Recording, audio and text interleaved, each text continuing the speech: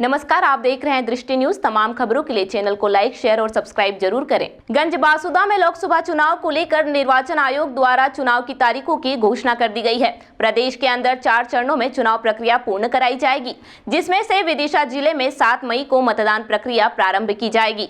निर्वाचन आयोग द्वारा चुनाव की तिथियां घोषित करने के बाद जिला अमला चुनाव की तैयारियों में लग गया है। निर्वाचन आयोग की प्रेस वार्ता के बाद स्थानीय प्रशासन शहरी एवं ग्रामीण क्षेत्रों में संपत्ति विरूपण अधिनियम के तहत कार्यवाही करने में लगा रहा। नगर पालिका क्षेत्र में नपा कर्मियों ने शहर के अंदर विद्युत पोलों पर लगे हुए अवैध बैनर पोस्टरों को हटाने के लिए अभियान चलाया। एसडीएम विजय राय ने बताया कि चुनाव को लेकर कलेक्टर बुद्धेश कुमार वैद्य द्वारा वीसी में आवश्यक दिशा निर्देश दिए गए हैं। बासुदा अनुविभाग में जिन मतदान केंद्रों पर मतदान प्रक्रिया होगी, उनकी संपूर्ण जानकारी और तैयारियों को लेकर बैठक में चर्चा की गई है। आचार संहिता लगते ही प्रशासन भी एक्शन मोड में दिखाई दे रहा है। देर शाम पुलिस द्वारा नगर के अलग अलग हिस्सों में पहुंचकर असामाजिक तत्वों पर कार्यवाही की गई है। एसडीओपी मनोज मिश्रा ने बताया कि ऐसे स्थान जहां पर निगरानी बदमाश और विभिन्न प्रकरणों में फरार चल रहे आरोपियों को पकड़ने के लिए भी पुलिस द्वारा विशेष कार्यवाही की जा रही है। आदर्श आचार संहिता के परिपालन में रात्रि गश्त के बाद ध्वनि विस्तारक यंत्रों पर भी कार्यवाही की जाएगी।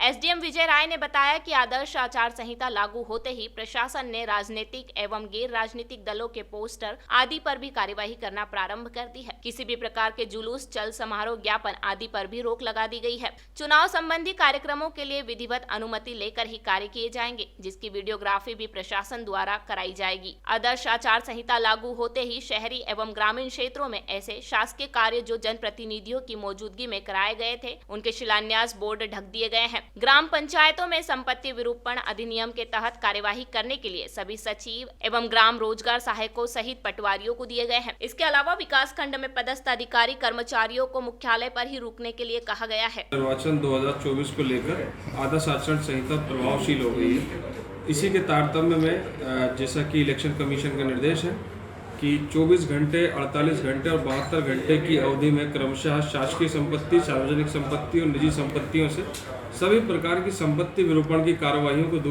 हटाया जा करके संपत्ति विरूपण को दूर किया जाना है। इसी परिप्रेक्ष्य में जो गंजबासुदा विधानसभा क्षेत्र है, जो कि विदिशा लोकसभा संसदीय क्षेत्र के अंतर्गत आती है, इसमें सभी शासकीय इमारतों पर से सभी प्रकार के संपत्ति विरूपण हटा दिए गए हैं।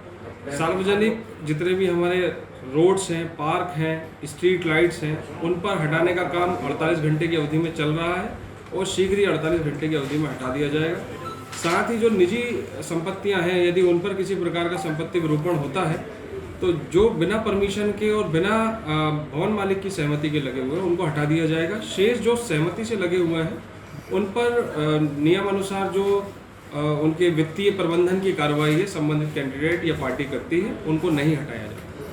जो शिलान्यास के बोर्ड लगे हुए हैं या भूमि पूजन के बोर्ड लगे हुए हैं, उन पत्थरों को क्या ढका जाएगा? जैसा कि पूर्व विधानसभा चुनाव में भी ये निर्देश थे कि जो पुराने शिलान्यास या पत्थर हैं, उनको किसी प्रकार की ढकने की कार्रवाई नहीं की जाएगी, परंतु जो रिसेंट ईयर में चल रहे हैं, जो कार्य अभी या पिछले 3-4 वर्षों में अभी प्रचलन में है, उनको ढकने की और उनको हटाने की कार्रवाई की जाएगी। ये काम केवल शहरी क्षेत्र में चल रहा है या ग्रामीण क्षेत्र? ये संपूर्ण विधानसभा क्षेत्र में चल रहा है। इसमें शहरी ग्रामीण दोनों अंचल शामिल हैं।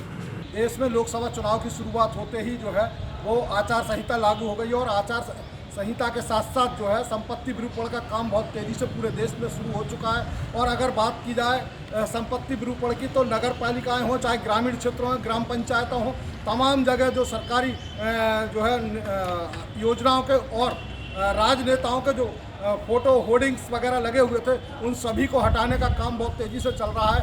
और आचार संहिता लगने के 24 घंटे के अंदर से लेकर 72 घंटे के अंदर तक जो तमाम प्रकार का जो संपत्ति पर विज्ञापन लगे हुए थे, चाहे वो योजनाओं के हों, चाहे वो मुख्यमंत्री, प्रधानमंत्री और गृह मंत्री सहित तमाम जो है वो राजनेताओं के हों, सभी के फोटो से जो है फोटो होर्डिंग्स और तमाम चीज़ें जो है वो चुनाव आयोग के निर्देश के बाद हटाई जा रही हैं, जिससे ये समझा जा सकता है कि संपत्ति विरूपण का काम इस समय बहुत तेज़ी से पूरे देश में चल रहा है।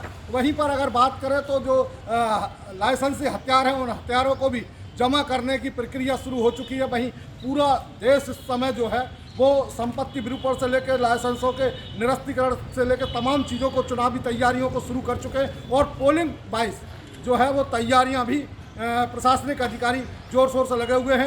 रात दिन एक करके प्रत्येक पोलिंग और पोलिंग बूथ की स्थिति को जानने के लिए जो है प्रयासरत है और वहां पर क्या सुधार किए जा सकते हैं उन सब की तैयारियां भी चल रही हैं। दृष्टि न्यूज़ के लिए यशपाल यादव।